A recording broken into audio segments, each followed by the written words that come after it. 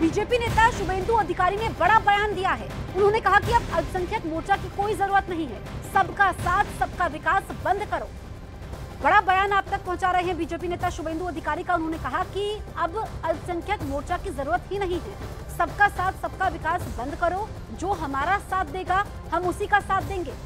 BJP नेता हैं शुभेंदु अधिकारी और इनके इस बयान के मायने भी निकाले जा रहे हैं। আমিও বলেছি রাষ্ট্রবাদী মুসলিম, আপনারাও বলেছেন सबका साथ सबका विकास। আর বলবো না, बोलबो जो हमारे साथ हम उनका साथ, जो हमारे साथ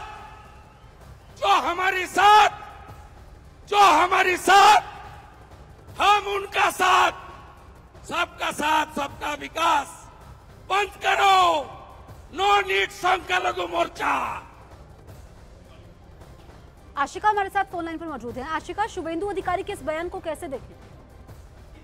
देखिए, इसे लेकर के विवाद होना निश्चित है। अभी देखना यह है कि भाजपा के जो टीएमसी नेता राजीव दत्ता हमारे साथ मौजूद है। आशिका के पास हम जाएंगे। राजीव जी, आप बताइए कि जो शुभेंदु अधिकारी ने बयान दिया है, इसको आपकी पार्टी कैसे देख रही है? देखिए, हमारी पार्टी का देखने का कोई बात नहीं है। इसमें हम सिर्फ इतना कहेंगे कि शुभेंदु अधिकारी कोई बीजेपी का रास्ते का नेता नहीं है, वो बंगाल के नेता प्रतिपक्ष है। और बंगाल के नेता प्रतिपक्ष दिल्ली के मंत्रियों के सामने, मुख्यमंत्री के सामने कह रहा है कि हम सबका साथ सबका विकास बंद कर देंगे, हम कहेंगे हम उनके साथ जो हमारे साथ। पर ये सबका साथ सबका विकास जो स्लोगन, ये तो देश के प्रधानमंत्री नरेंद्र मोदी जी ने दिया था।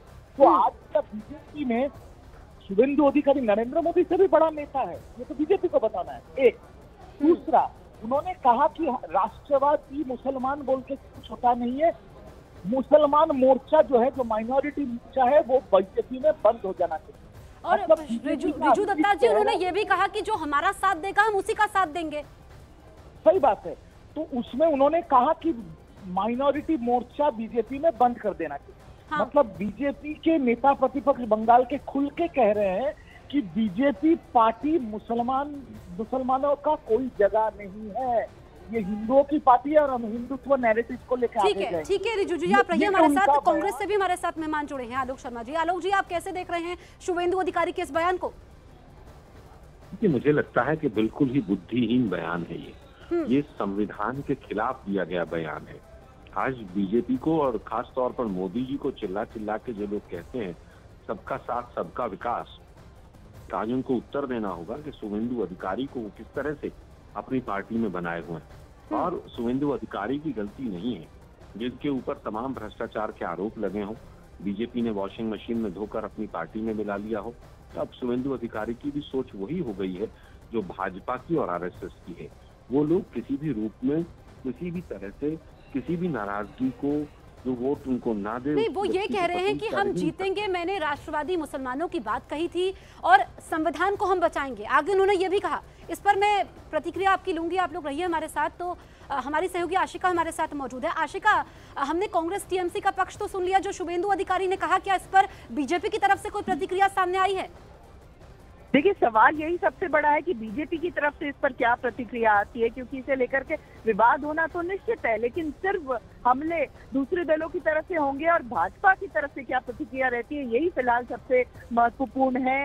इस विषय में शुभेंदु अधिकारी ने बहुत बड़ा बयान दिया है, क्योंकि चुनाव के दौरान वो बात करते थे राष्ट्रवादी मुसलमानों की और एकता की भी बातें करते थे, लेकिन अब अचानक से उनका ये कहना कि पूरी तरह से, इसका मतलब है कि बीजेपी को अपनी स्ट्रैटेजी बदल देनी चाहिए और जो बीजेपी के साथ हैं सिर्फ उसी वर्ग की राजनीति करनी चाहिए। तो ये न सिर्फ पश्चिम बंगाल बल्कि केंद्रीय भाजपा को भी एक तरह से संदेश देना है। बिल्कुल आशिका, हम देख रहे हैं, चाहे हम यूपी की बात करें या फिर अब हम बंगाल की बात कर लें, कि अब पार्टी फोरम में नहीं पब्लिक फोरम में बातें रखी जा रही हैं। आप सभी का बहुत बहुत शुक्रिया। शुभेंदु अधिकारी के बयान पर ऑल इंडिया इमाम एसोसिएशन के अध्यक्ष मौलाना साजिद रशीदी का कहना है कि सारे मुसलमान राष्ट्रवादी थे, हैं और रहेंगे। अगर राष्ट्रवादी ना होते तो पाकिस्तान चले गए होते।